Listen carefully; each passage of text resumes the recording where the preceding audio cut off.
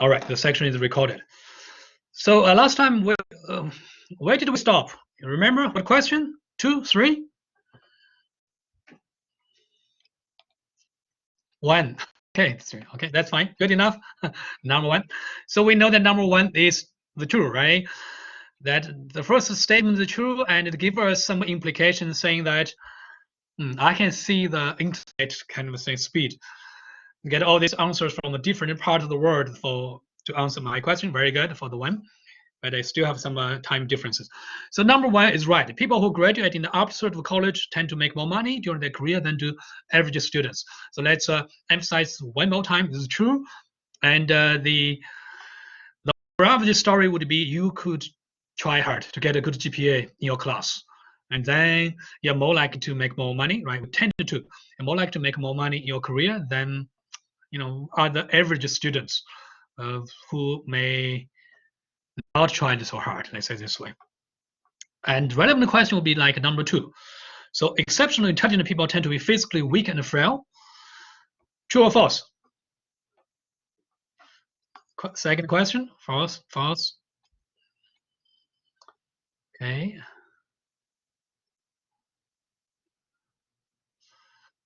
Zhijie, you have false. The first one, what's the reason? Zhijie, right? Zhijie. Hello? Yeah. I think physically weak is depends on personal like exercise, personal condition. It's not relevant to your intelligence. Okay, so intelligent people can also do something, right? To do the workout. Yes. They're not related. Okay, good. So this one we only see the false. There are no true ones. Okay. Actually, the answer is false. No problem. So exceptional intelligent people tend to be physically weak and frail. It's kind of a bias against the good GPA students or A students. They often say that this student spend too much time studying. There are no time to work out, to exercise, etc. Right? But you have the alternative one would be these people are too smart. They don't have to study that much, right? So they can have more time to exercise, to do the workout. And they could be even physically very strong. You can see that the critical thinking skill, it's the way different alternatives to explain different things. So number 1 is true, number 2 is false. Number 3, and most great athletes are of below average intelligence. So like in the NBA or somewhere here, hockey, for example, athlete. The great athletes are often of below average intelligence. True or false? Zhong Chenwan, Yimeng.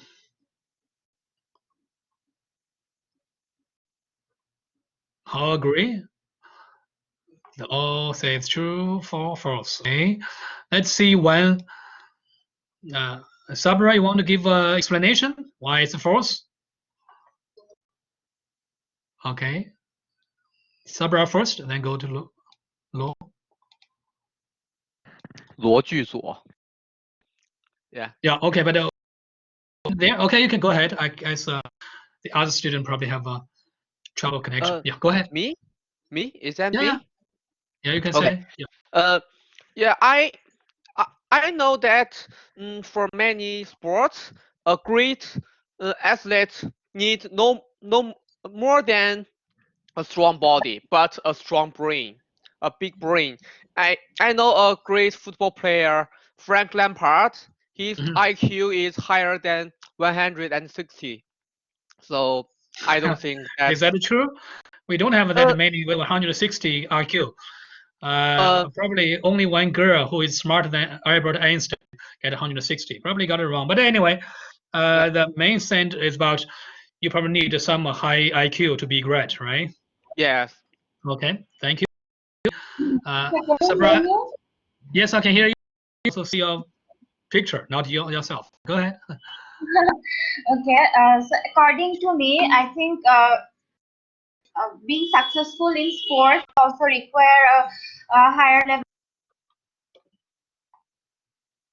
decisions in sports, and even different kinds of sports actually require, I think, they have to be very quick in decision making, and overall they have to be intelligence. That's why I think intelligent. So that's why I think that most great athletes are not of below average intelligence. Okay, good. Thank you. So both Sabra and Lo Ju, right, talk about great athletes need some kind of high IQ. You cannot be great with below average intelligence. Even though we're joking that the former U.S. President George W. Bush might have a below average kind of IQ, but anyway, so but most time you cannot be that way if you want to succeed, become great. Just checked my information. Yeah, okay, no problem. That's why I said 160 is too high for them.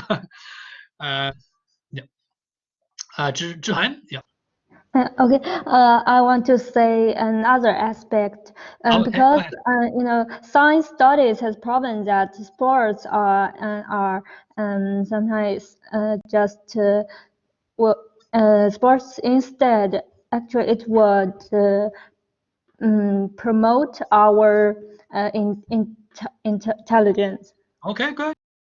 So if you exercise, if you get a physical workout, make you smarter. So let's go out to exercise. That's good. Maybe can help increase our intelligence or IQ by 1 or 2 points, right?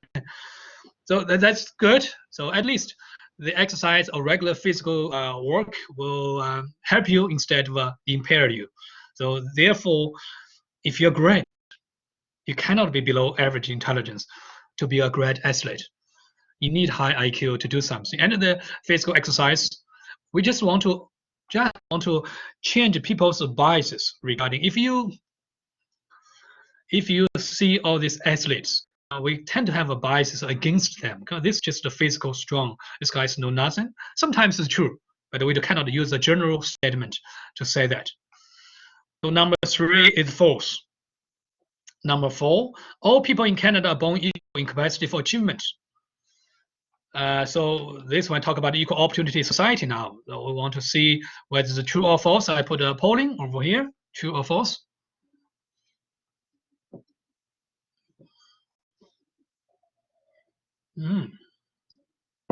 Interesting enough, we have so many false. Let's grab somebody. Chunhua, why you said false? Right? I think the ability, the possibility for everyone to get an achievement is not that high. Instead, some people might be intelligent than others to get the achievement. So that's Okay. what I think. So you don't think they're equal, right?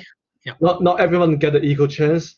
Okay. Probably some people who born in a higher class family, which their parents come from scientists or something working lab, so they can get a higher chance to get an achievement. All right. That's what I think. Okay, good. So at least you think it's false because they're not equal. Let's say what is equal later on we'll talk about. No problem. It's a good one. And let's see answers. Janeto, you think it's true, right? Why you think so? Can you hear me? Yes, no problem. Okay, I think it's true because normally everybody is born with the same opportunity, regardless of the class that you're in. I understand that it depends on the class, some high class, some low class. They might have an advantage because they know some other person, right? Because of the high class opportunities that they have. But regardless, every human is born for equal achievement because looking back at every success story, every other person has the opportunity to do something. It doesn't necessarily mean that there's somebody that has a better opportunity than you. So everyone is equal. Okay, thank you. So actually, you emphasize a little bit about the equal opportunity. That's a very good point. So you have to think about. That's why I would say that when two say what is equal, you have to think about that one. So equal opportunity is from Trinidad's perspective because everybody in Canada, US probably have equal opportunity to succeed, and if you add opportunity. That's one. Let's see another one to see because you have a true and false now. Let's see. Huili, I haven't give you yet. Wait, you have to focus on the lecturing. I'll give you the Google Doc later on. I'll give you during the break. So not there yet. And let's see, Nisha, you also believe it's true. Why so? Well, I think that everyone, while a baby is born, they have equal intelligence. Some of them, after like maybe after they study a lot and all that, they can achieve something. Like everyone who they can achieve, and everybody has equal intelligence. It's just about how they use it. That's how it affects them, I think. Okay, thank you, Nisha. That one could be arguable. So we talk about equal intelligence. Not necessarily could be equal intelligence. That's why we have an IQ numbers, right? Otherwise, it'd be too simple. Say we all have the same IQ. Let's see another comment. Well, I see your hands raised up. Is that true, or you just by mistake? Go ahead. Yeah. Yeah. For the statement, I don't believe it's true Oh, it's because false. Okay, go ahead. yeah, the statement states that all people in Canada are born equal in terms of capacity. For capacity, it's what you are capable to do. So for some people might not be born with legs, might not be born with hands. So if you say people that are not born with hands, how they play a sport like football. So in that situation, there's nothing equal in that situation. All right, so, very good. So you don't think it's true? They may not be equal in capacity. Nisha, you can see that your intelligence, it could be born disabled, right? You have no foot, or at just one, then probably hard for you to play football, soccer, right? That's a very good counter argument. So we may not have the same capacity. For this one, it's false. All people in Canada are born equal in capacity for achievement. The key word here is about capacity. We are not born with equal capacity. We could be physically or mentally disabled from the birth, or other things. Or we are born into a very rich family, like Chunhua mentioned. The resources are different. If you, we just cannot say, the daughter of Bill Gates, for example, will have much more, capacity-wise, the chance to succeed. While if we just born in a regular family, we don't have the resources to do anything, right? So that exactly, yes. So that causes not the equal anymore. Instead, we do say that Canada is an equal society. What this equal means? It's equal opportunity. So you have the opportunity to succeed, but you don't have resources, don't have the capacity to succeed. That's a different story. And similarly, in the US, you also have the equal, everybody can, succeed from nobody, right? Like Steve Jobs could be just, from an average family. That's fine, but you have equal opportunity. But your capacity-wise will be quite different. And even say Bill Gates, right? He dropped out from Harvard University, but he probably don't know that his mom, Bill Gates' mom, actually was sitting on the board of IBM. So like a board of director of the IBM. That's why Bill Gates got a lot of opportunity to make his first MS-DOS software and sold it to IBM. Yeah. Yes, definitely opportunity means that you can do it if others equal. That's opportunity. I have this opportunity to access, but unfortunately, I don't have the resources. Like if you can all come to the university, but you don't have money, you have to drop it. So that capacity-wise, you have to drop it, but you have the opportunity to go to school, no problem. And you can also go to all this private school, private college, much more expensive, but your family is not rich enough to support you, then the capacity-wise, it's not equal. So that's the one. That's why it's false. Yeah. And in terms of as we said, some of this we say brainwashed kind of stuff, it's misleading. Like if you're familiar with that American, they have the Declaration of Independence. You know that Declaration of Independence, that of the first most important document for building the country of United States of America. The first sentence of that document says that all men are created equal. Still remember that one? All men are created equal. So this equal, this equal sounds like a equal opportunity. That's one. Second, you know that in that time, that man, it really means man, not women.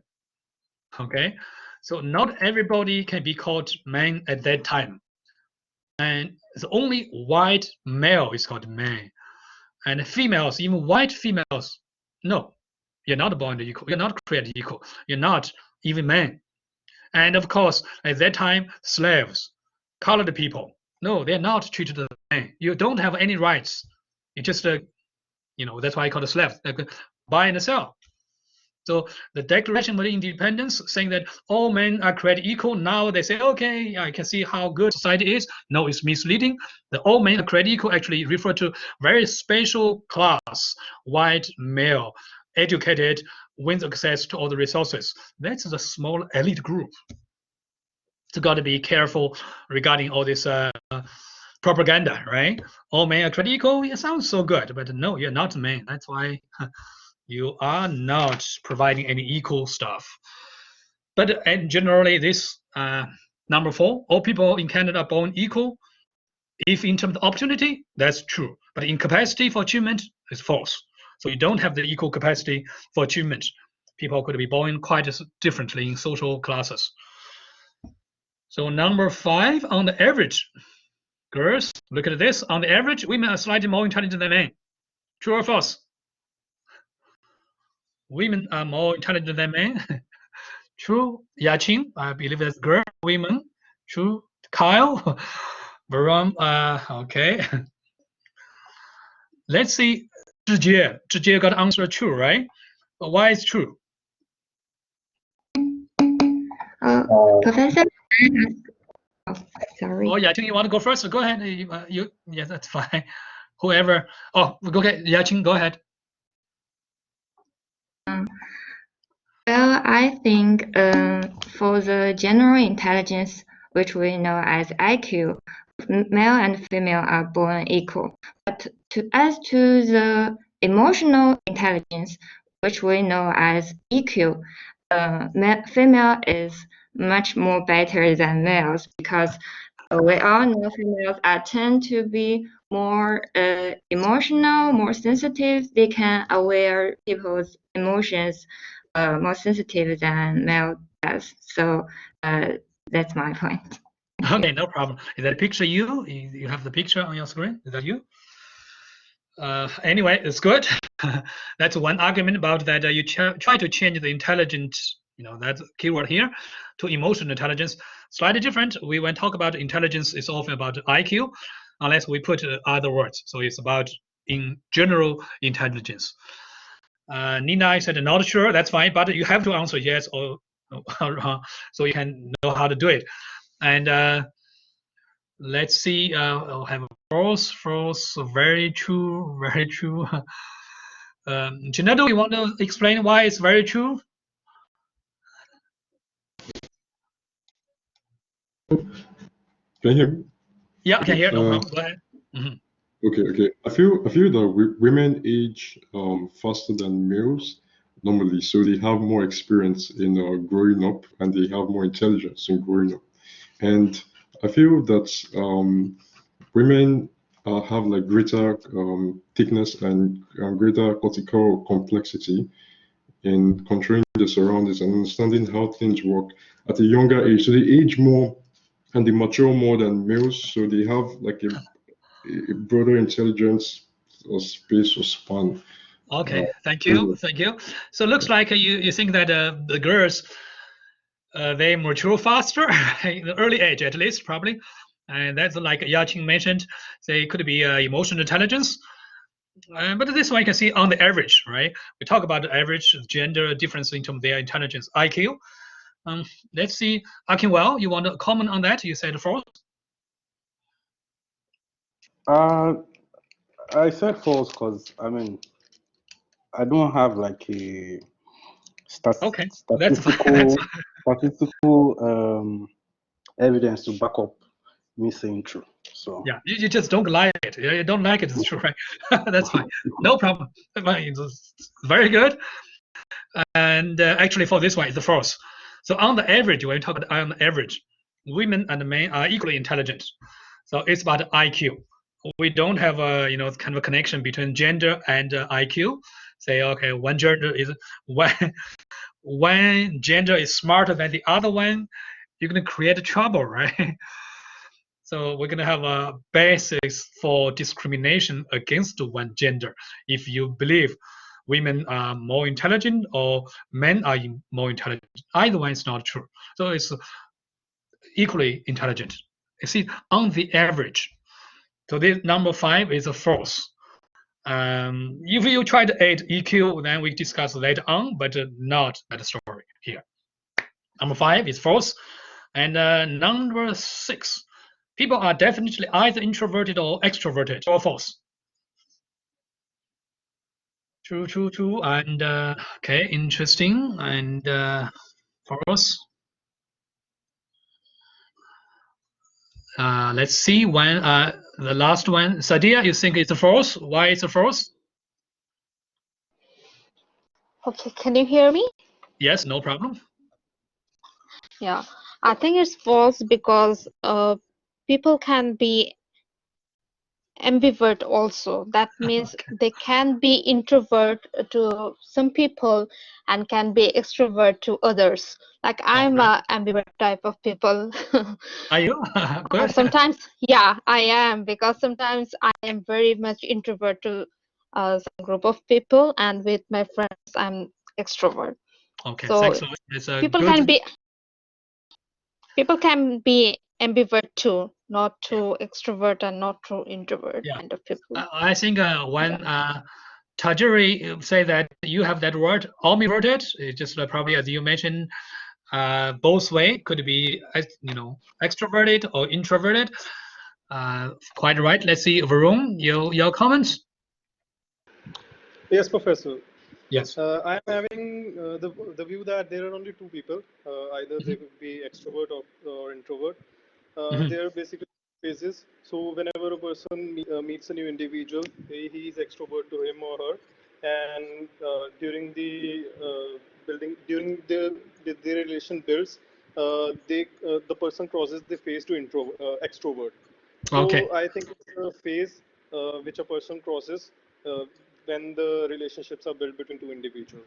Okay, good. So it's part of our personality, but we do have this omniverted. It's like either way. Since Bing Shu wrote that, I think this has to be judged by the environment. Be more outgoing environment, they are more familiar. That's fine. Until it all depends on the situation and how comfortable the person can be. To say this way, if we put personality, then it'd be a different story. This will only be about their characteristics, because the personality we're going to discuss in chapter 4 probably. It's about a very stable, consistent characteristic across different situations. So if by personality, you could be introverted or extroverted. Your displayed behaviors could be different. So see this one, if we talk about your personality, it's stable. You think you try to be flexible, but it's still very stable, consistent. But if you talk about the displayed behavior, then it depends on the situation. Introverted talk about people are very shy, they talk to themselves, they try to hide. Extroverted talk about people are outgoing, very well spoken, and they try to enjoy the parties, dealing with people. So this would be kind of behaviors. The key word for here would be people are definitely that cause trouble. That's why this number 6 is a false. But if you add personality, then you have to think about is introverted or extroverted. But definitely that keyword cause trouble. So this one is false. And indeed, somebody, if you are with the people or environment you're familiar with, you may be very extroverted. And when you are like in a new party, you don't know anybody, they could be very introverted. They talk to, or just like you guys, right? In the class, you don't talk anymore, and you go back to your family, you speak so much, right? That's something we don't like. Talk more in the class, and equally more in a familiar environment. So number 6 is false. Number 7, after you learn something, you forget more of it in the next few hours than in the next several days. True or false?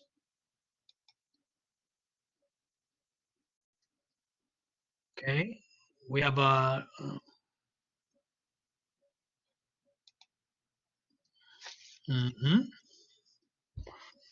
Thank you. It's interesting. We have a mixed answers, true and false. We have a different ones. And let's see the first false. Varun just said false for this one, right? Yes, Professor. Okay, so why you think it's false? Professor, particularly, I don't have any reason. Okay, that's fine, no problem. I like that. I like that. Yes. I am just assuming myself in that situation. In my situation, I basically remember the context in next few hours, and in the next few days, I basically forgot that context. Okay. So Yeah, I was it's in myself interesting. in that situation. And how you have answer false? Hello? Yes, go ahead. Yeah, I think, like he said, the longer you go without looking at the information, you'll begin to forget it. So you have to constantly go back and make sure that you know what you're Okay, looking but at. it looks like you are talking about the true, right? Your reasoning. We'll explain a little bit later on, but you think it's false, but you have to constantly go back to review, to not forget, right? Oh, so then maybe I meant to say, maybe I heard you wrong. Yeah, My okay. bad. Yeah, but that's fine. We just want to make sure that everybody have certain reasoning to support their answers. Hui Li, what's your answer? From the one, Hui Li? The answer is true. True, because? Because I think when I remember much knowledge, I will feel tired. So maybe after Tired, okay. some rest. All right, your brain get tired because you try to remember too much, huh? Yeah. So this is the way. Yeah. Okay, let me draw. You can see the whiteboard here, right? I'm joining. Even though forgive me my technique using the mouse to drive something. So this will be 0. Let's see the time. This is t, mean that along with the time. Yeah, now you see that the memory curve when I draw this. Very good. So we talk about residual, for example, something left in your brain. It's really following this curve going down to, forever. That's like some things. So because in our memory, we have a short-term memory and a long-term memory, we need to convert short-term memory into the long-term memory in order to memorize it. And this process takes time, but they have a different timing. At early time, you can see you have a very fast going down kind of a curve. In this, see this? You forget the R means residual, something left in your brain. You don't have much left in your brain. It goes down so fast, then into stable to future. But into the future, you only have a minimum, a little bit over there, stay in your brain. You remember that part. If you can review earlier, you can change the curve to much, kind of a slow forgetting things. So this one we will change it over here. So you need to review the stuff early enough before the curve going down too fast. So this curve of forgetting causes trouble to change from short-term memory to long-term memory. If you review early enough, you get most of it. At least more remained in your memory. So whatever you call it, right? Yes. Yaqing say we use this curve to test our biases, right? Different things. Anyway, so this is the reason, why we forget so much at the beginning and only keep a little bit in our brain, our memory, because we have the forgetting curve. So number 7 is true. This is a true statement. Implication: after you learn something, if you forget more of it in the next few hours, so you have to come back to view it before this next few hours, so that you can achieve like a statement 1 to have a high GPA. Yeah, the learning, of course, is different from reviewing. You learn something, If you don't review, you forget it. You come back to review the review become a new process for learning, so that you can help this conversion from short-term memory to long-term memory, and you keep more in your brain. Therefore, in order to get a 1, yeah, the curve will be changed. You can see, actually, I have the second curve. The curve will be changed. You're forgetting less compared to the first one without a review. So review is the process so that you have a more retained in your brain. As a result, you want to get more efficient study. You have to review early.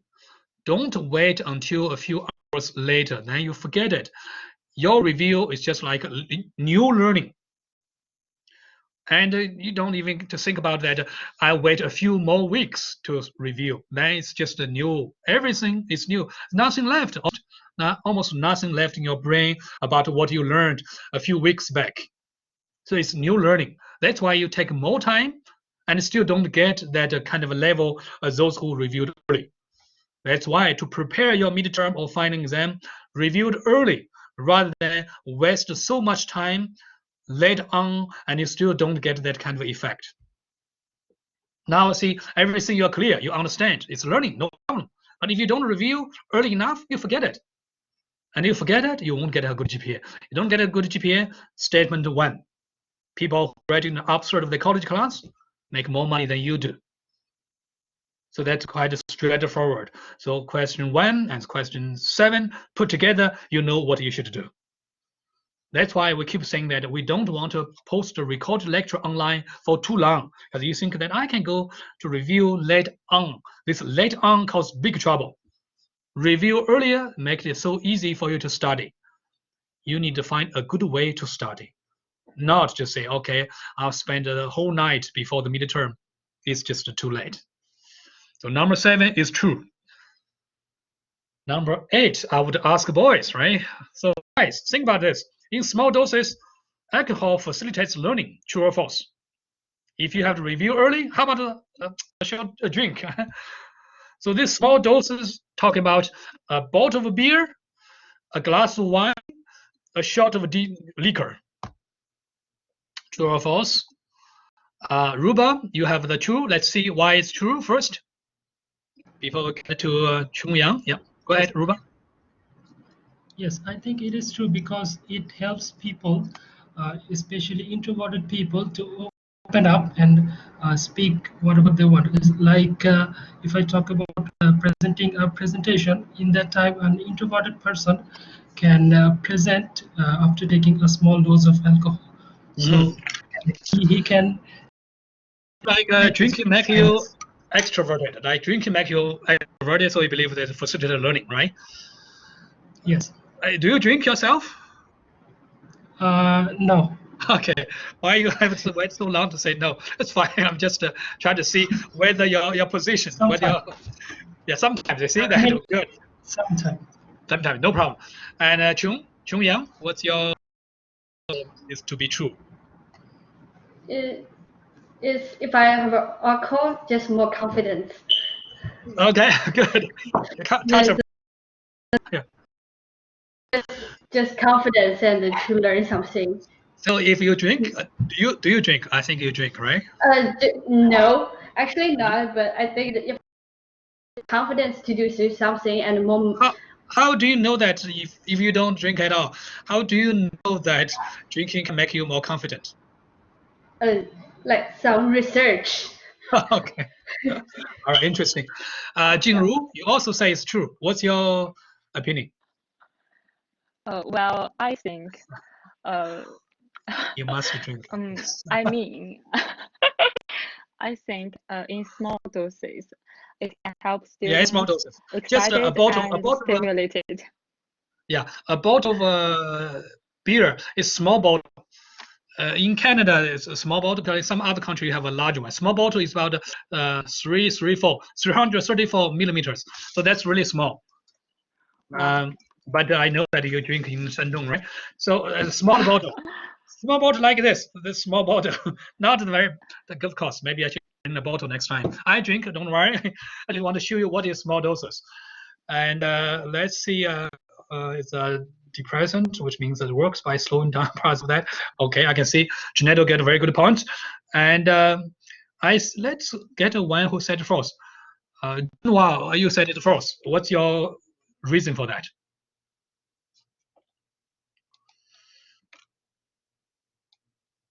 Are you there, Chunhua Ning? Oh, hi. Yeah, you call me? Yeah. Yes. So, what I learned about alcohol, I think alcohol is killing your brain cells. So killing a little bit of your brain cells. So it doesn't really help you, but actually kills your brain cell and disqualify your study. So that's what my opinion. No problem. It's a good one, actually. I saw another hand is up. Yes, Loju, go ahead. Hello, can you hear me? Yes, don't worry, Yeah. go ahead. In fact, I did my first presentation several months ago in ELEAP program, and my topic is alcohol. So I did much research about them. Now I still keep the PowerPoint now, but if you want to see, I can share that. But I just want to share a paragraph of them. I will. You can put in the conversation chat room. But what's your conclusion? Yes, I strongly recommend you to read this paragraph. Okay, we trust you. Just say true or false. So should we drink or should we not drink? We should not drink. We should drink 0.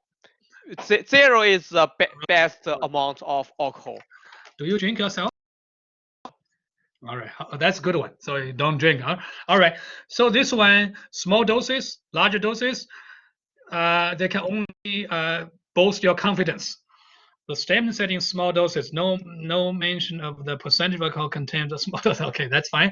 Actually, it's a good point. Depends on the alcohol tolerance. Different people. Some people get drunk. It's not about getting drunk.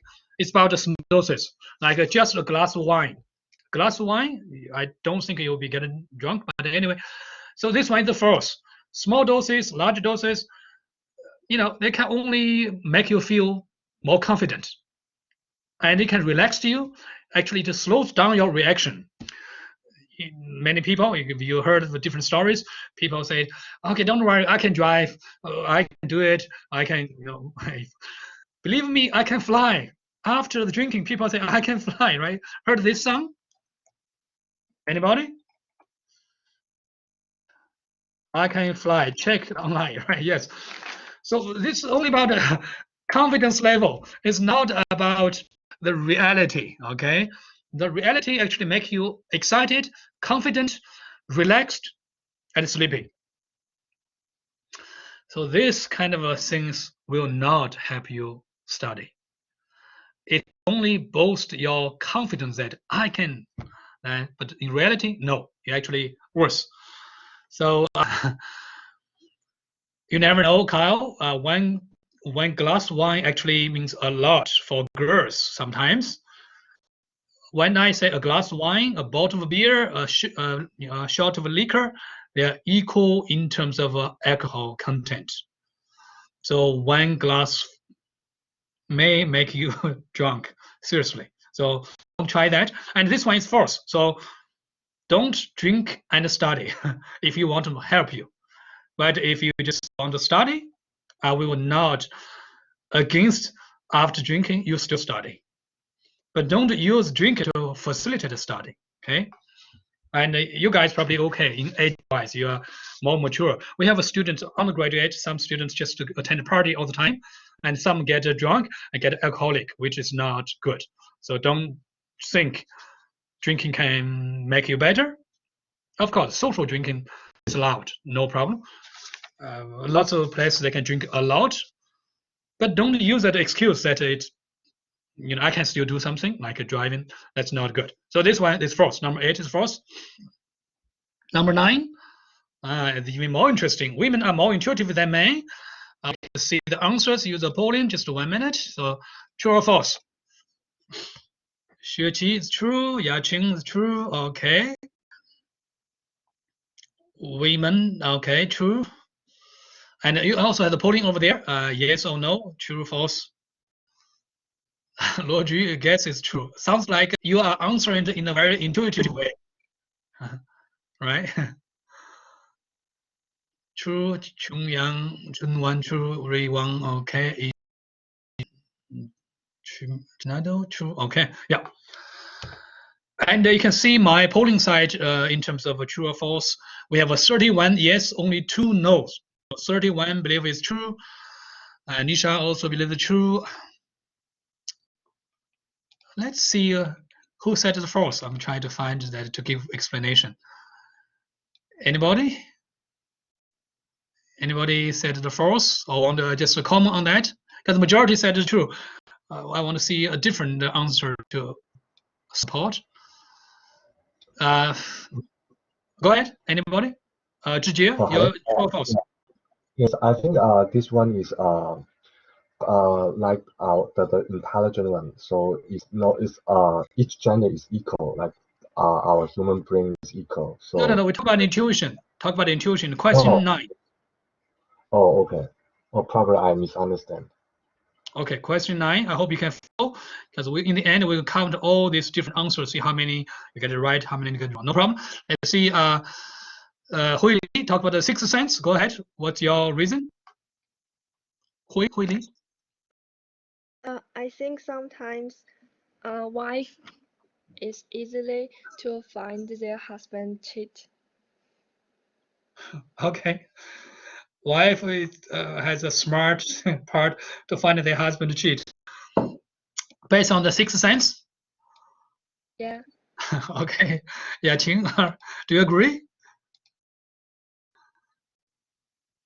Yeah, Qingci, do you agree with that, or you have other thing to add to that?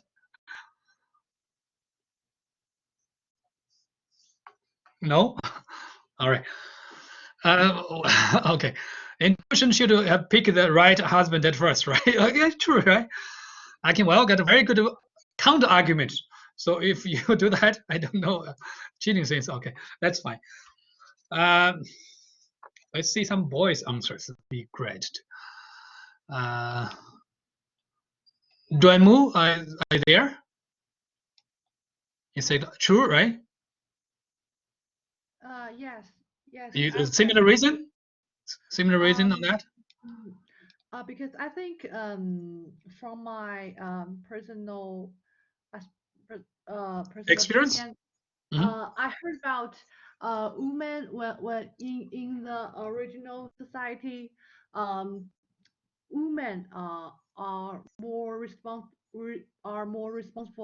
for take care of children Okay.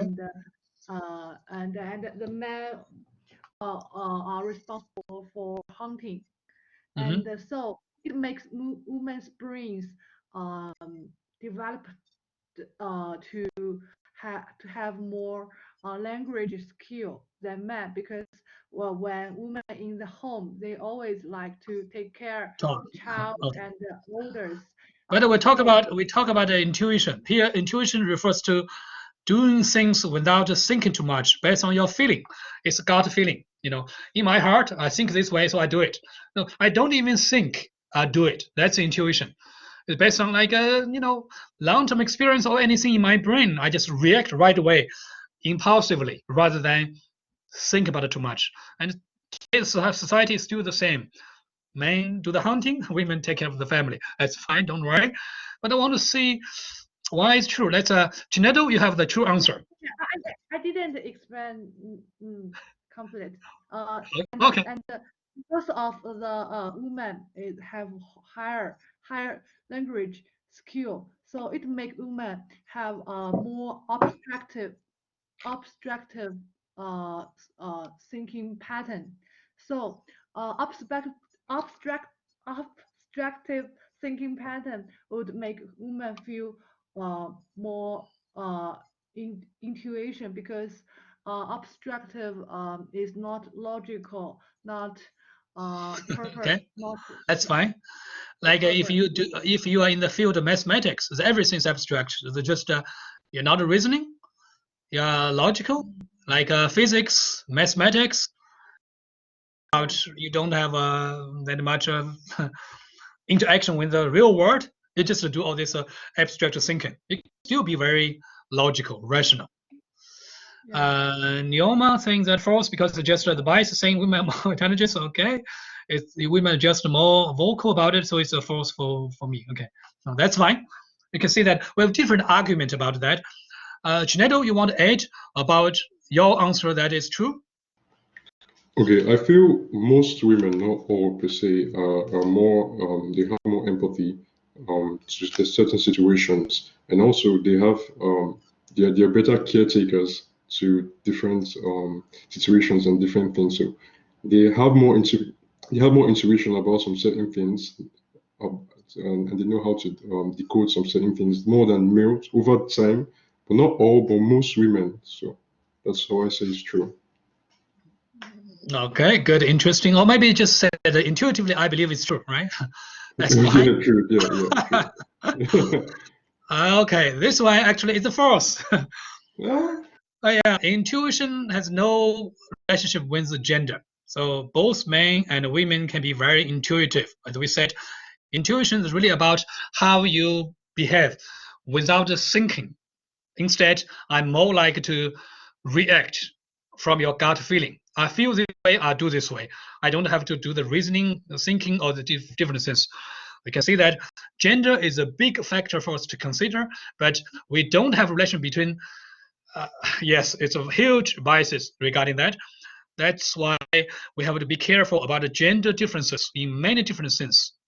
Gender could be more, let's say, females will be more considerate, caring. They're probably fine because of the development in the, for family caring, etc. But intelligence, intuition, or different sense, capacity, we should not have that kind of biases against women or against men. So we should not have any biases against the gender. They are equally intelligent, equally intuitive. Not say women are more intuitive, because when you say it's intuitive, means that you didn't even think too much, you do things. Therefore, you're less reasonable, less rational, you're more likely to fail. But no, it's not true. So this one is false. Women are more intelligent. This one is false. Number 10. Number 10, smokers are taking more sick days per year than do non-smokers. So it's true or false? Roger is true, Kyle true, Jingru true. I guess you don't smoke, you guys, right? Let's see anybody. Roger, right? Okay, Chung. Oh, Zhihan, you have a false. Yaqing too had a false. Oh, get more false. Let's see Zhihan first. Why is false? Me? Yep. Because my father is a heavy smoker, but, yeah, but he is very healthy and he almost don't go to the hospital. Okay, good. That's very good. Because for he him. pay much attention on his health, and he eats very healthy, and he pay much attention on other in other places. So I don't think. Very good. Say hi to your father. It's interesting. Personal experience saying that is false. And thanks. Now let's say just a simple one. This one. We'll see others comments before we go. That Akin, well, you said false. Why is false? You smoke? Do you? No, I don't. Okay. Well, I just think I'm just relating with something else, probably like people that drink as well. So I don't think it's a prerequisite for you to, because you smoke or drink, that means you take more sick days. I don't think it has any relationship. Thank you. You can see that now. I can just think this way intuitively, right? There's no reason, but I don't think that way. That's why male and female can equally be intuitive, right? Let's see others. Oh, I see the hand up. Try to see whose hand was up. I just missed it. Okay, it's by accident. All right. Okay, Nimara, go ahead. Yes. Nimara, you're connected. You can go ahead to talk. Can you hear me? Yes, no problem. Okay, so not all sicknesses are related to smoking. So I don't think it relates. So that's why it's a false for me. Oh, you think it's false, right? Yeah. Yeah, but say not all diseases are related to smoking. But we're not saying all diseases related to smoking, right? If you think your logic, we didn't say that all diseases are related to smoking. But that's fine. That's one argument. No problem. Let's see. Nisha, go ahead. True or false first?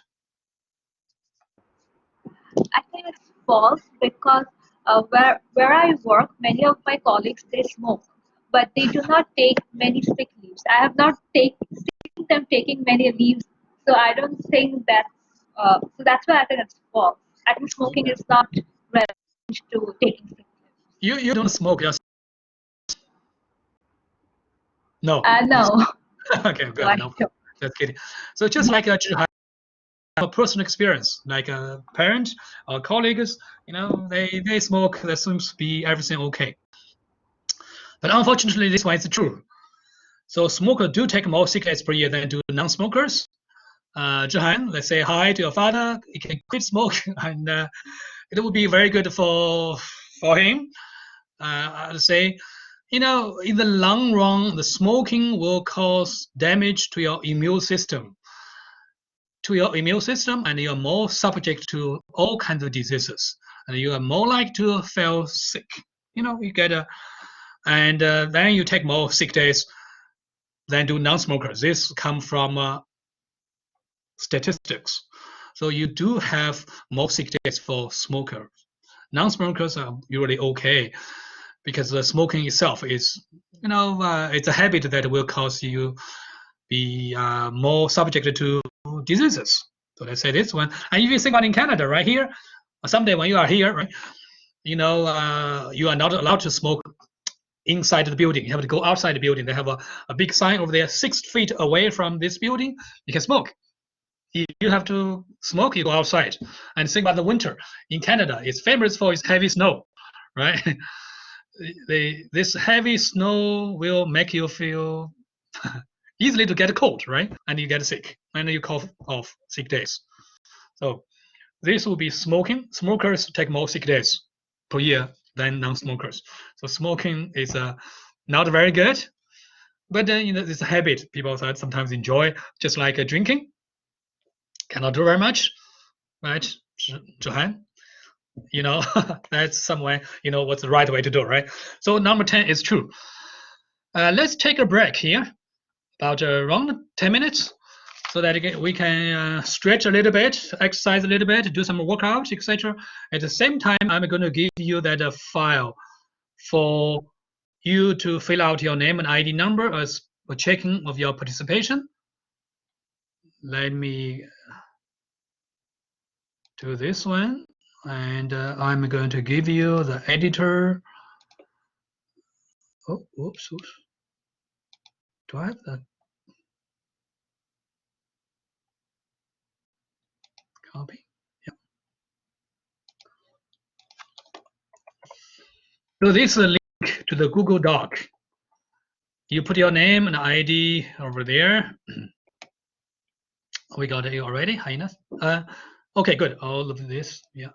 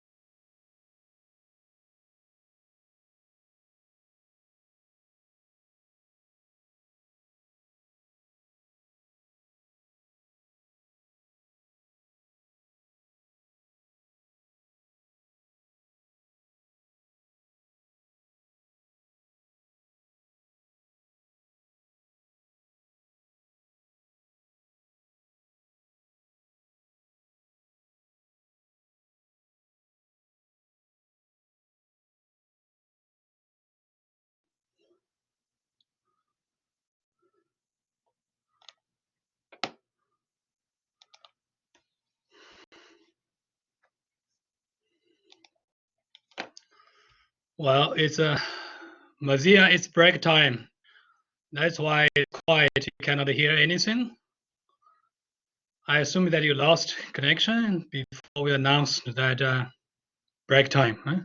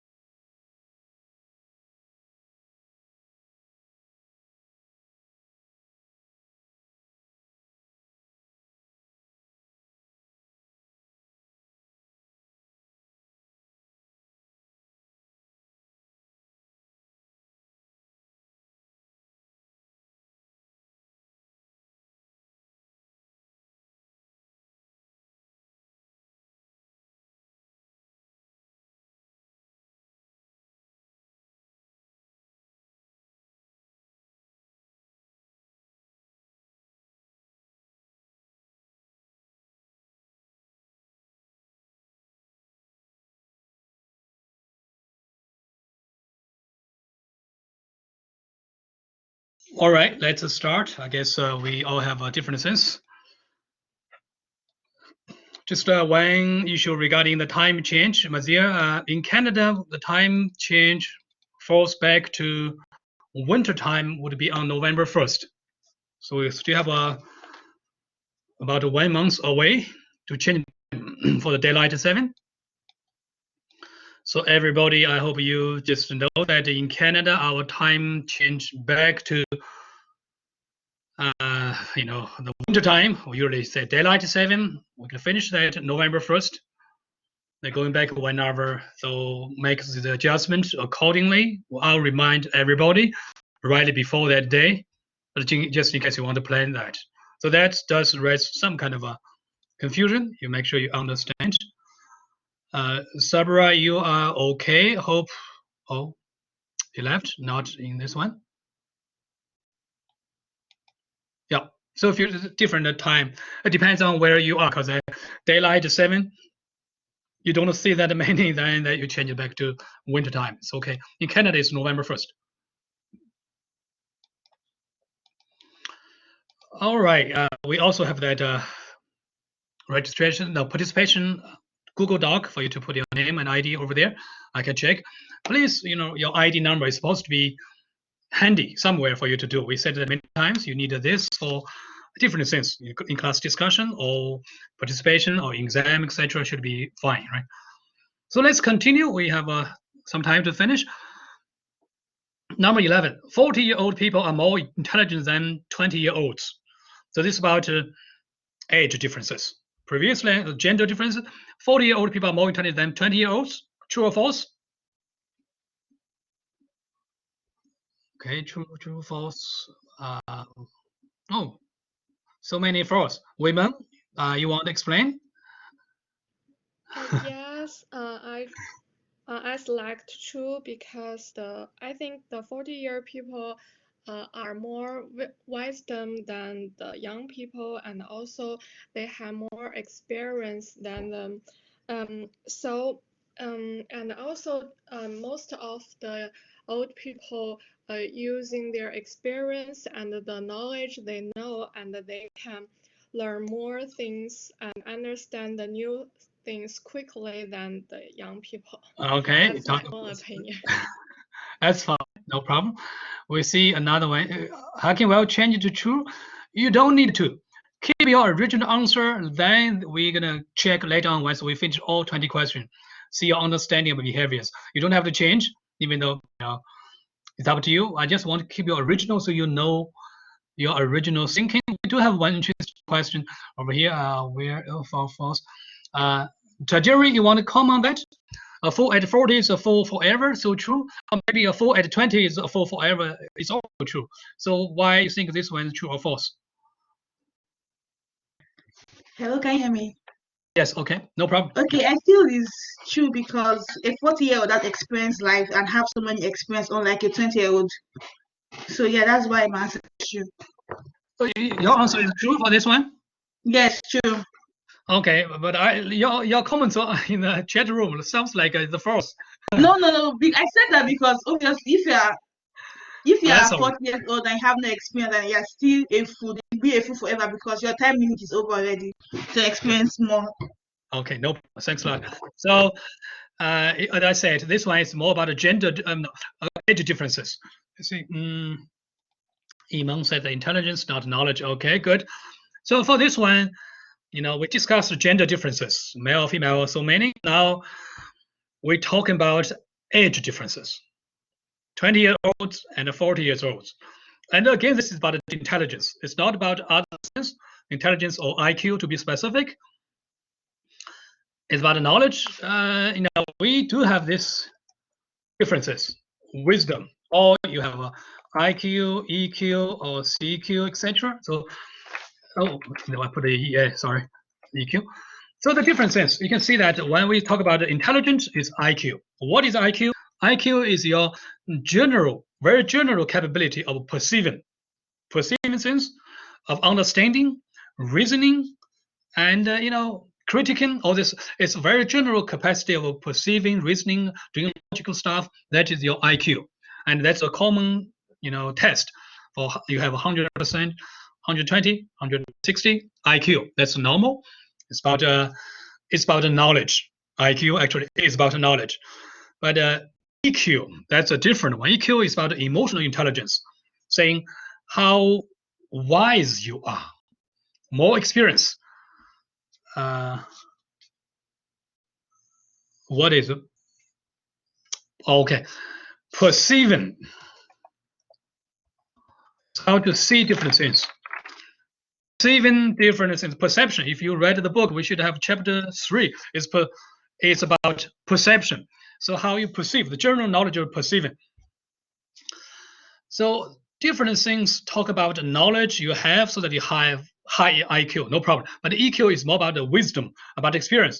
EQ itself is talk about how much you can feel your own emotion and sense the other's emotion. In addition, use your own emotion to change others' emotion. This is emotional intelligence. So a good IQ can give you a good job, but a good EQ can give you a career. So you want to have a job, you need to have a good IQ to get a high GPA, then land on the job. Question 1 is about your GPA, right? A good IQ can land you a job, but if you want to move up in the company, you need to have a very good EQ. EQ is deal with people, to understand your feeling, the other's feeling, and try to influence these interactions. So that's EQ. What is CQ? Anybody knows what is CQ? Give it a try. What is CQ?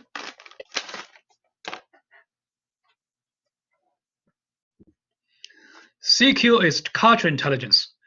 Cultural intelligence, think about the globalization. People are often have to travel or even work here, right? Travel to different countries, no problem. Coming back to Canada, Canada is such a diverse, population.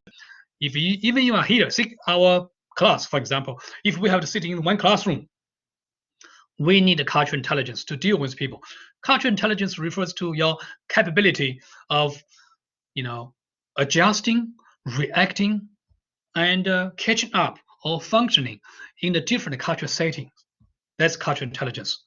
Your capability to adjusting, to reacting, to functioning in different contexts. This is a project I'm doing, sponsored by Canadian government, on how to deal with people from different cultural backgrounds. The cultural intelligence have a funding supported by the government to understand this one, to see how to help people to improve, to train them, etc. So that's a cultural intelligence. We have a IQ, EQ, CQ, different levels. IQ to yourself, EQ to people, between, CQ to a different cultural context. So high levels.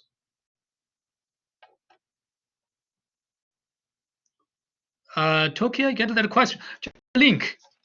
Don't you have the link? So you are not here? Or you were sleeping somehow? I post the link, just a minute. Let me see the link.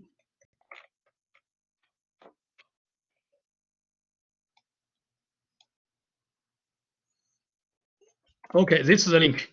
No problem. You should have finished before the break. Then you should have access, but I don't know why you disconnected. Anyway, so this is the one. We use the break to do that so that you don't have to be distracted while we're discussing. But anyway, finish that. So we have different intelligence, IQ, EQ, CQ, and for number 11, 40-year-old people are more intelligent than 20-year-old. It's a false. This is not right. Equally, we cannot say 20-year-olds are more intelligent than 40-year-old people. So age differences are biases. You should not use age as something to determine whether you're smart or not. Number 12, next question. If you have to reprimand someone for a misdeed, it's best to do so immediately after the misdeed occurs. Number 12, if you have to do something, you have to do it right away. True, Wenrong, Zhihan, Kalechi, okay, true, Xiong, Jingru, it's also true, Kimwell, true, Nisha, okay, true, Weimen, true, Chuan, yeah. Do we have anybody who believe this is false? Want to see a different picture? Schneider, we also believe it's true. Nisha, what's your answer? True, right? Why it's true? Okay, I'll get the false. Yeah. I think, okay, I'll just give an example for it if that's okay. Yeah, go ahead. Any Suppose sense?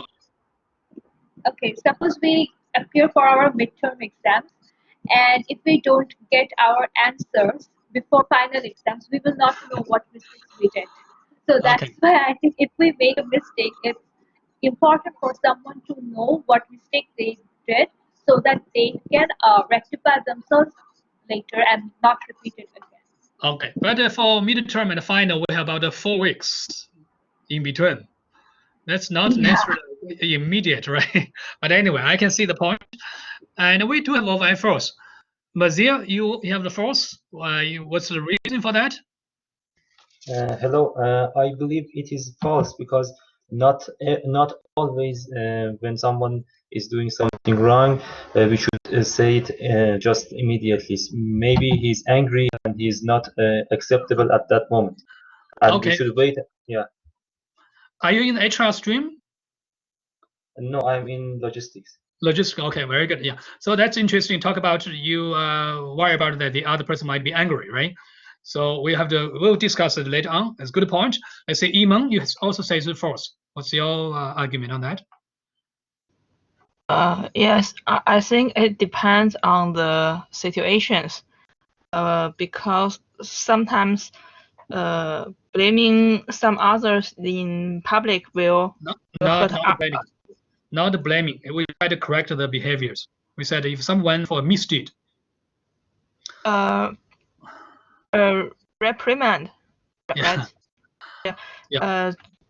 Just reprimand others in public will immediately will hurt others' self-esteem. Okay. Maybe we can choose the right time later on to tell them the correct things or the correct choices. Okay, very good. So Iman and Mazia, you both point out an important thing regarding the other person might be hurt, might be angry, etc. But we have to think about this one. Talk about the time when we should do it. Another one would be there not so-called right way to do it. So what we should do and when we should do, that's two different questions. So that's why we say talk about critical thinking. This one is about the timing. Say to do so immediately after, or you don't want to hurt that image, so you can change, not in public. How about I call you into my office to say to correct your behavior right away?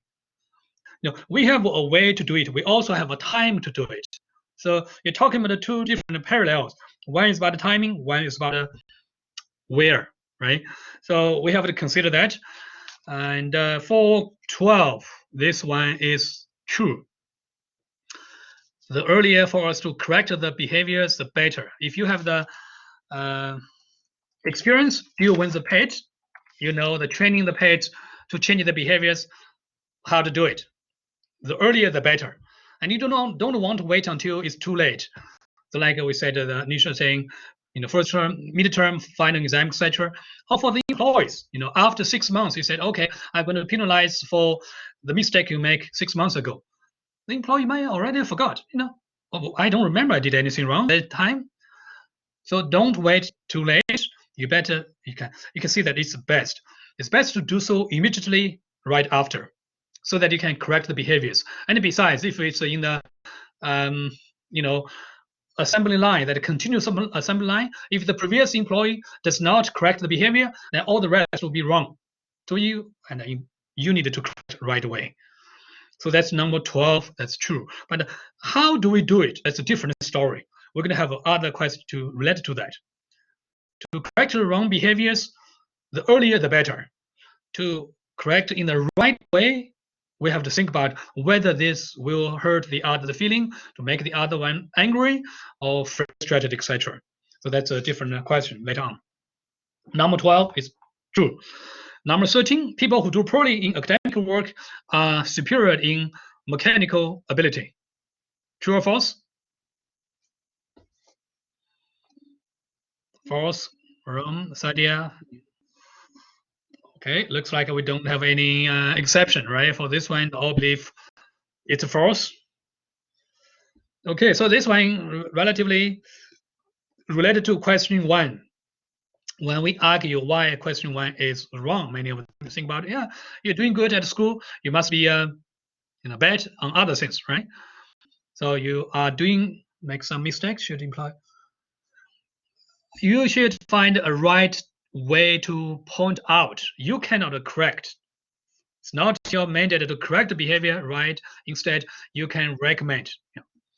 So question 1, when we talk about you have to get a good GPA to get more money, and some said, okay, if you get a good GPA, you must be weak on others. Now we can see that people who do poorly in academic work are superior in mechanical ability. It's also wrong.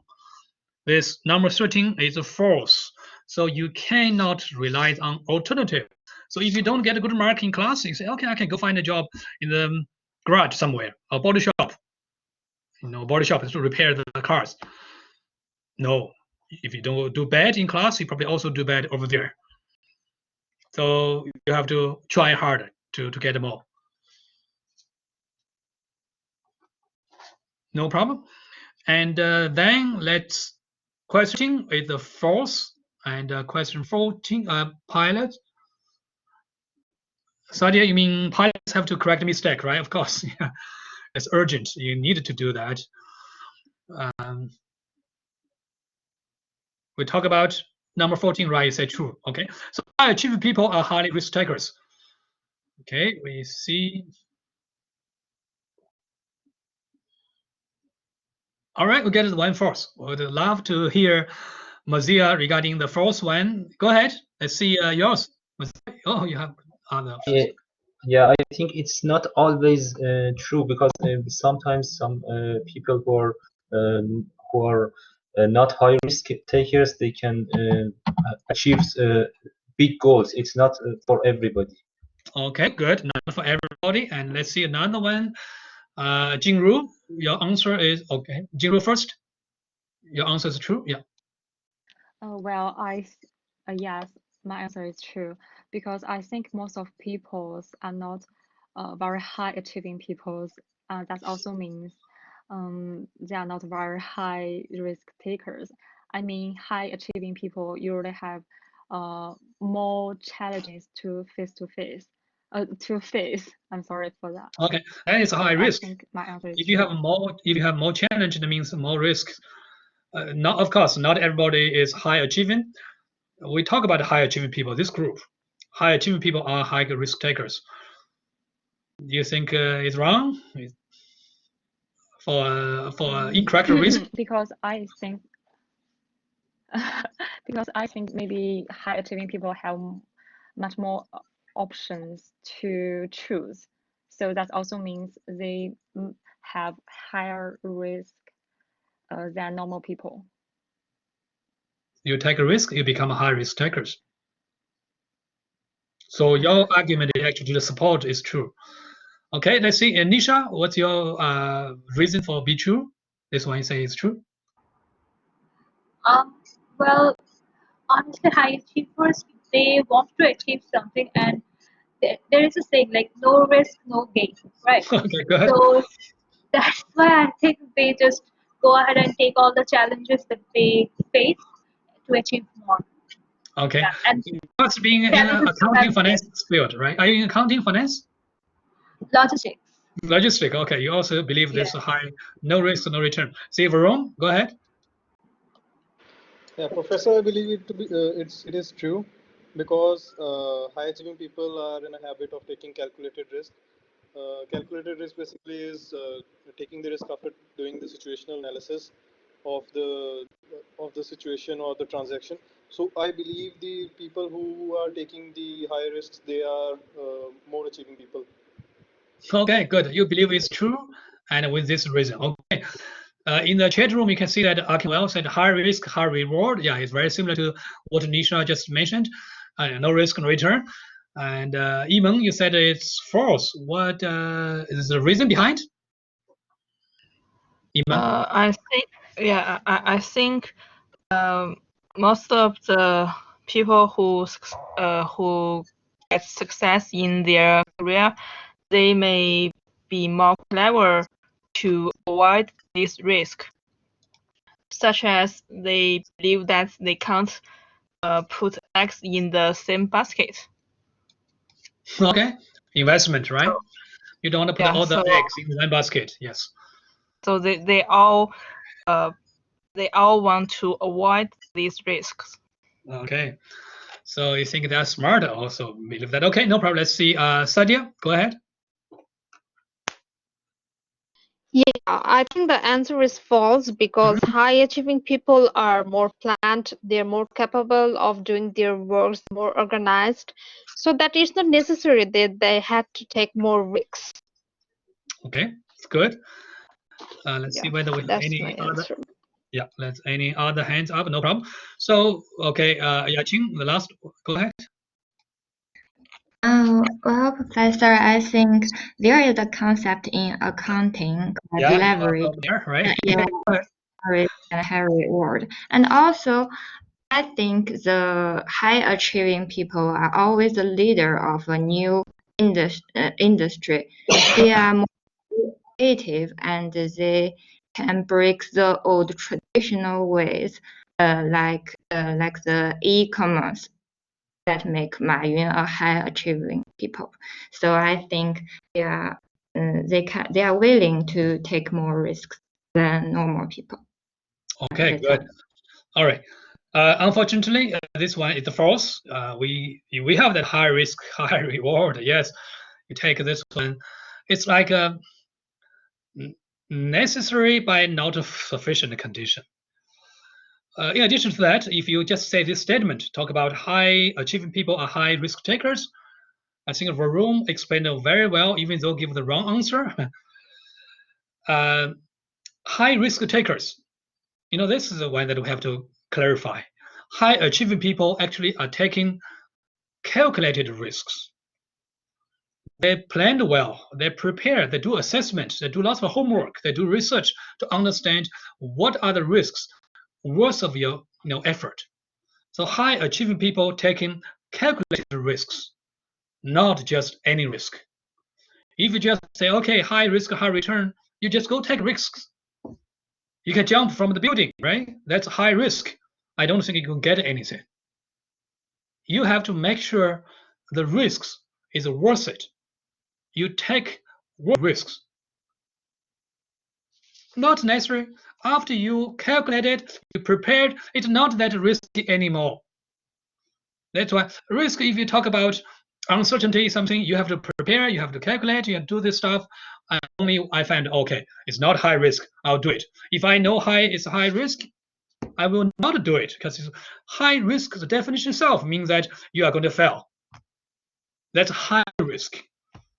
When you calculate it, it become you. So we have all kinds of uncertainty, all kinds of risk. You calculate, you know that it's a balance. What's my effort to take it?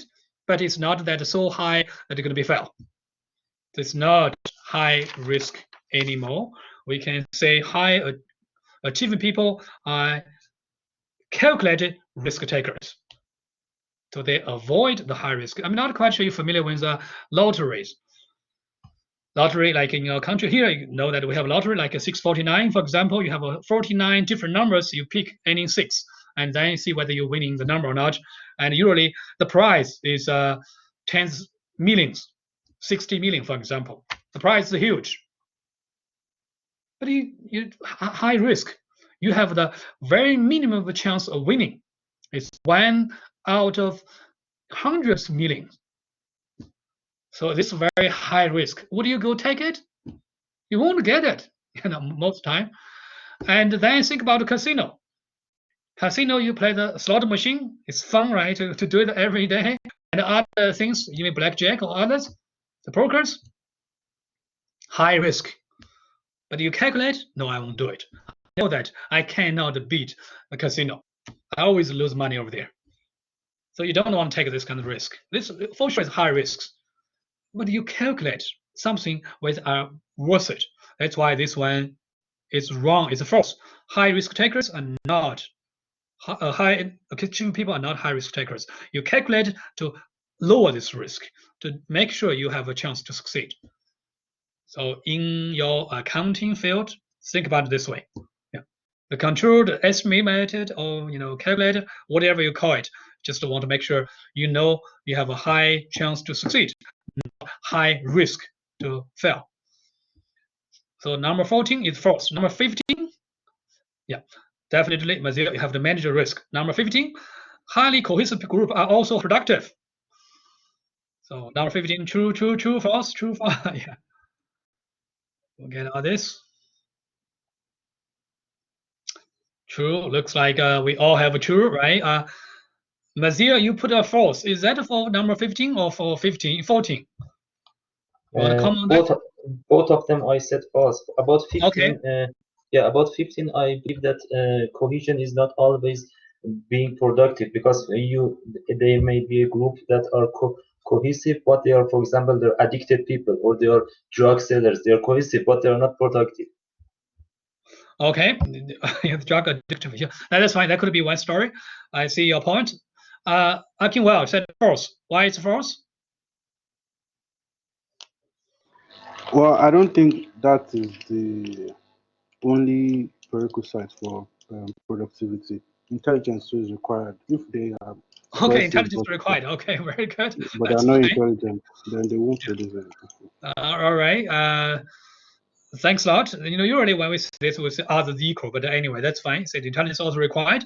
We have another false. Jing Ru, you said the false. Yes, I think it's false, because I think it's like the last question. High achieving, but sorry, last question. High cohesive groups, not always high productive. Maybe because they are lazy. No, don't put always. We don't have always in this sentence. All right. You cannot put a word inside then say it's wrong. Okay. We have to make sure that it's there. Then you can say based on this always it's wrong. Based on this definitely it's wrong. But many times you can see that tend to, more like to. That's kind of a general statement. But let's see one that is right. Nisha, you believe it's true, right? Go ahead.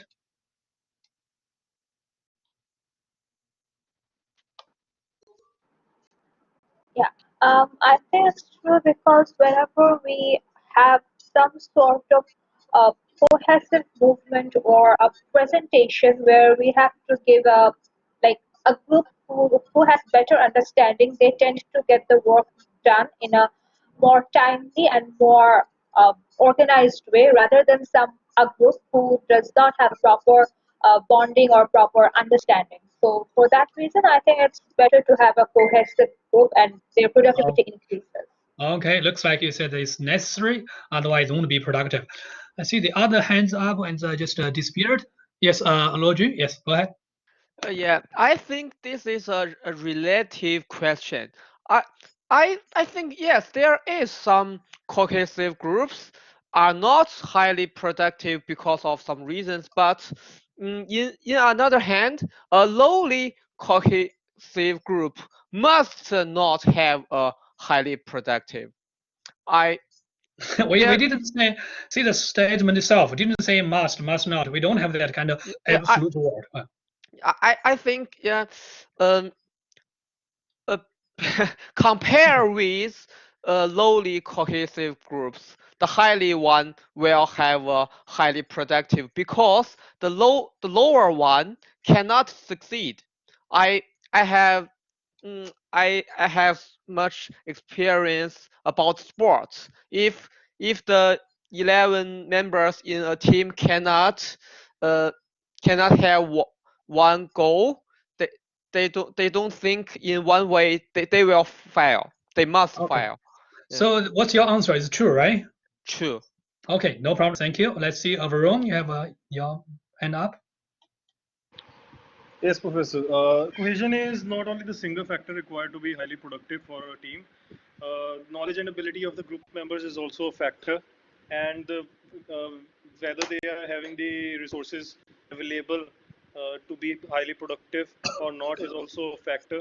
So there are other factors to be highly productive for a group. Very good. So you think this one is false, right? Yes, that's Professor. the argument. Okay, yeah. So this one is false, not true, even though we have many who believe it's true. it's mainly about a goal alignment here.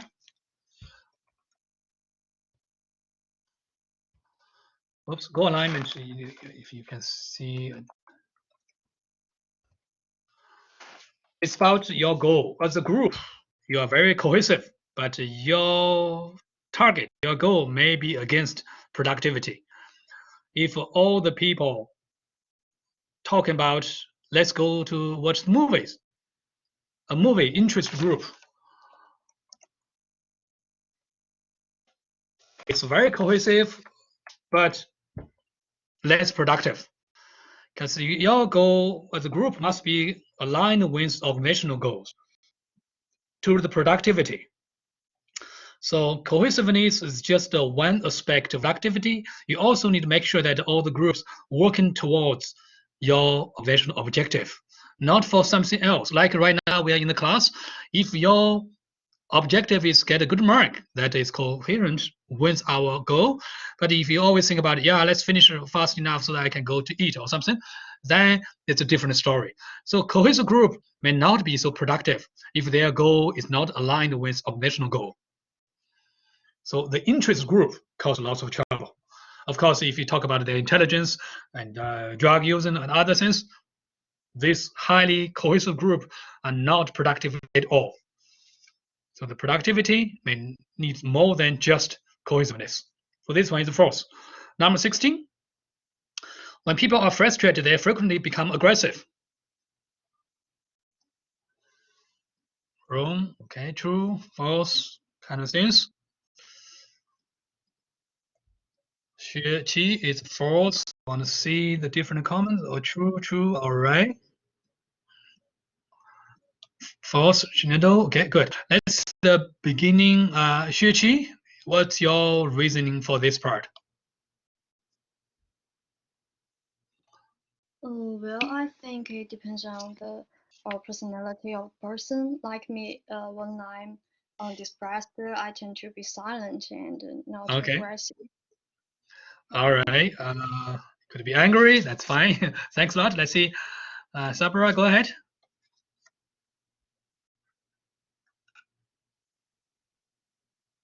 Sabra, are you there? Disconnected? I cannot find you. Okay. Can you hear me, Professor? Yes, now. Okay.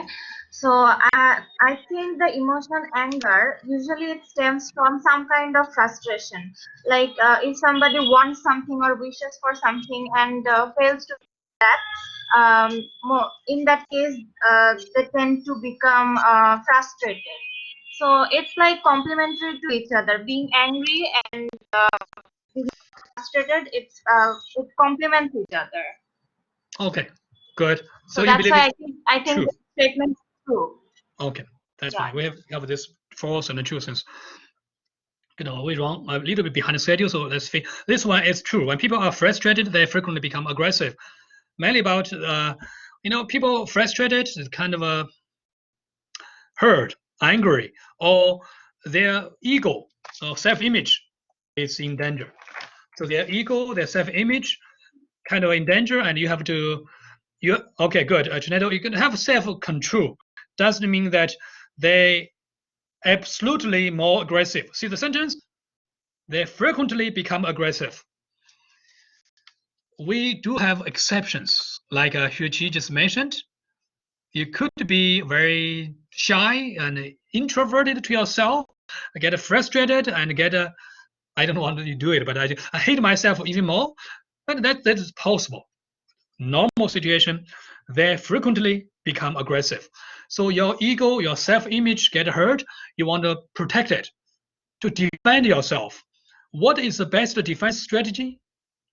Anybody knows? What is the best defense strategy?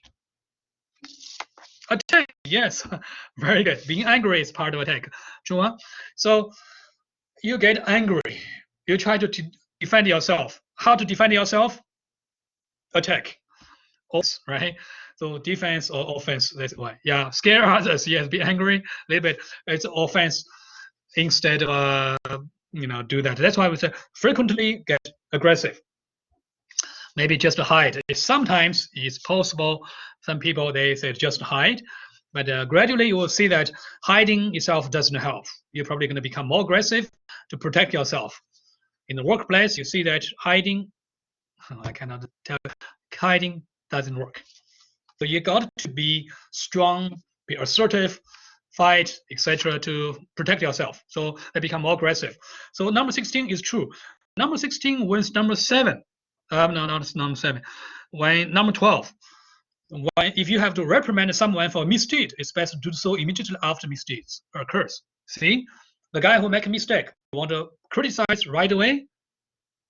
The timing-wise, yes, but not in public, not to humiliate this employee in public. Then you get in trouble because this could become very aggressive. It may hurt you physically. I mean, in many places in America, it said one employee was fired on spot right away. Say, you're fired, get out. And we got a security guard to escort you out the building. The next day, this guy come back with a gun in the hand. What would happen, right? So make sure you know the right way to do it, but at the right timing. You want to correct mistakes as early as possible, but let's say we call this person to my office to talk about what's going on, what's wrong with that, your behavior was wrong, you have to correct it. I don't want to, humiliate you outside, in front of all your colleagues, but please correct it. You talk in the office. So we have a right way to correct. We also have a right timing to correct. So these two differences. You see, the HR professionals are very delicate. You have to get the balance. So number 16 is also correct. Number 17, experience as an infant tend to determine your behavior in later life. True or false? Beginning, true. Okay, so it looks like we have mixed answers, true and false. So let's see. Well, you have a false. Why is false? I think the keyword there is infant. As an infant, you probably can't remember anything. Okay, very good. Yeah, I heard this kind of argument a lot of time. You don't remember anymore, right? So just too early for you. Sabra, go ahead. True or false? So I think it's false, because in the statement we can see the word determine. So according to me, like the experiences a child has in her childhood. You don't remember anymore, right? Sorry? You don't remember anymore. Anything happened to you, right? No. I am speaking. So it's like her childhood, his or her childhood experience has an impact on her personality, but it doesn't determine his behavior later in life, because it has an impact but doesn't really determine. You don't think it could determine, but it 2 words before that, tend to. So saying that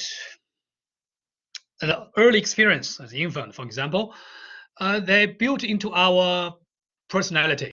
It's not something that whether we remember or not remember anymore. Like when you were infant and you touch the fire, you burned, and this kind of thing built into your personality. You know that you should not touch anymore, and you don't remember anymore.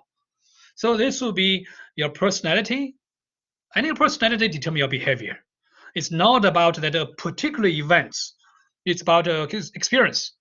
And besides that, if you know that a psychologist, actually, the Freud, psychiatrics, so you try to analyze what happened in your old time, you don't remember. That is, we have so much embedded in our subconsciousness. So the ego, right?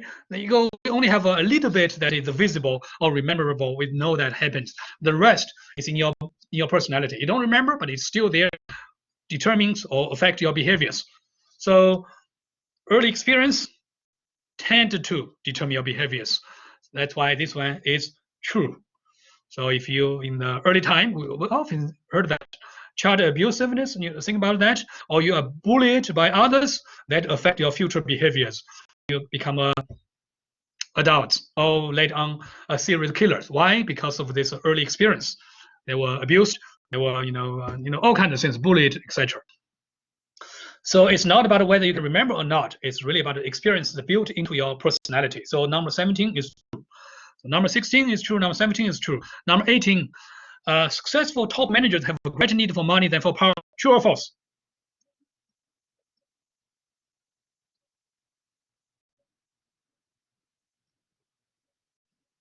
Okay, we got so many false. Okay, good. Any, I believe it's true. You all believe it's false. Tukir, what's your answer? Yeah, okay, okay. Tukir first, then Varun, go ahead. You have a false. I'll get one true.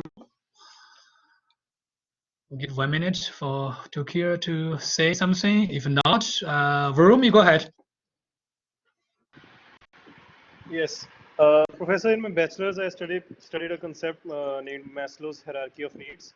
Okay, so, yeah. The concept I remember, according to that, a manager, first of all, he tried to satisfy his psychological needs, safety needs, and then at last, when he earns money, he goes for the power and the self-actualization. Okay. So, according to that concept, I believe that power is the Much higher? much higher than money. Okay, we'll talk about that Maslow's theory later on in motivation. But this one is really, we have a mixed answers. You can see that it's about which one is greater. We have greater need for money than for power. Like if you have money, you can buy the power. Money talks. Even the president, for the United States of America, the president has to listen to the money behind. But if you have the power, you can also have the money. So which one is great for the top managers? That's a big question. So this one is the false because we don't know which one is greater. For top managers, let's think about in Canada. In Canada is particularly relevant to us. What's the average salary for a Canadian every year, of course? Average salary for a Canadian making a little bit lower, so you can have 50,000 actually. It's around that level for every Canadian. Then how about the top CEO? How much are they making? The highest earned CEOs. Top, yeah, okay. It's how much? That's only under 20,000. I can make more than that. So we talk about the top CEOs. Okay, Rubai, a little bit close, but still.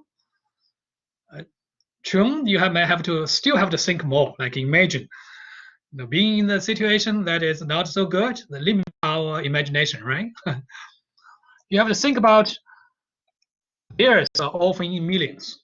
It's not in terms of thousands. So K is not enough for them anymore. The top CEO earned in 2019 is around this. The top earner, the total package, $19 million. The second is 24. I think you got that one right. I can well. So Sabra, come on, you want to become the top CEO? So good. We'll talk about the whole package. Before tax. After tax is too bad. So you can see that how much more they earn than us. Why? You have a good question. Why do they even need money? No, one thing about that. That's why we're going to talk more for Maslow's theories. Money is a symbol. I don't need this money, but it's a symbol of my achievement. That's a big trouble. Like I work, if you say I work for free, looks like I didn't achieve anything. But you give me all the money, huge amount of money, I can donate it to others. I don't need it, but it's a symbol of my achievement. You can see that for these top managers, which one is stronger, money or power? It's hard to say. They have the money, they have the power. If they have power, power leads to corruption. Absolute power leads to absolute corruption. So the power can give you the money. Like the former president Barack Obama, who every speech he made can earn him $400,000.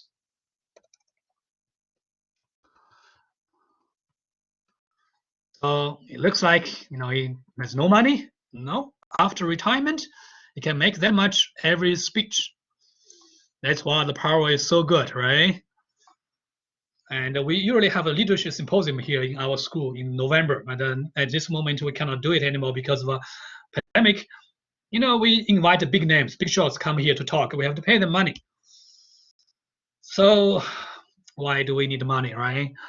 And they were joking, say, for last year, around the January 2nd, 2020. Oops. Oh, still got it right here. This year, the second day of January at around 10 a.m., the CEOs already making money that is equivalent to what you earned for a year. The average Canadian makes 50,000 a year. Top CEO or the CEO levels, the top 100 CEOs, they're all above millions. Their salary all above millions. So they already make within one day, say January 2nd, about 10 a.m. Within 1 day and 10 hours, they'll make the salary that is same as you make the whole year. The rest of the time, enjoy golfing, right? I can play golf, drink coffee, doing different things, not necessarily earning money anymore. That's why they need that much.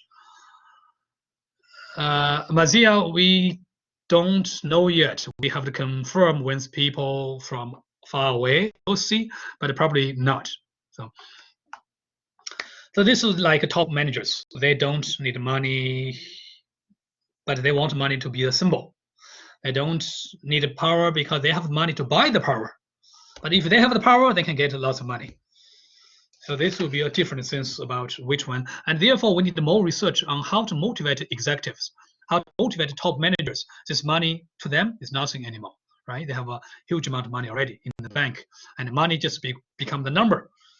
But how do we motivate them to manage the company well? That's a big question. So this one is the first, because we don't know which one is great, which one is less. Yeah, they are different, of course, but even worse. So in the company, they have the power.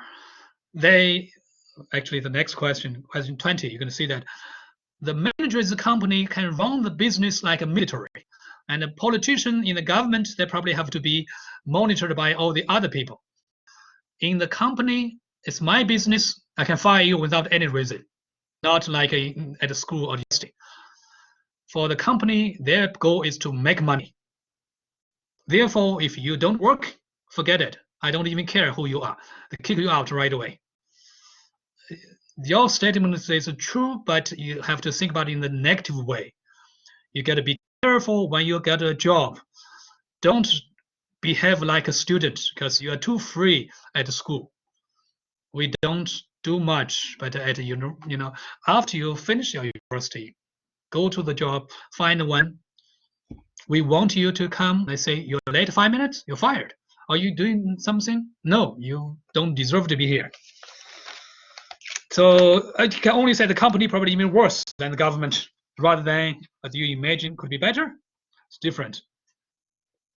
That's the cruelty of reality. You got to learn how to deal with this cruelty in real life.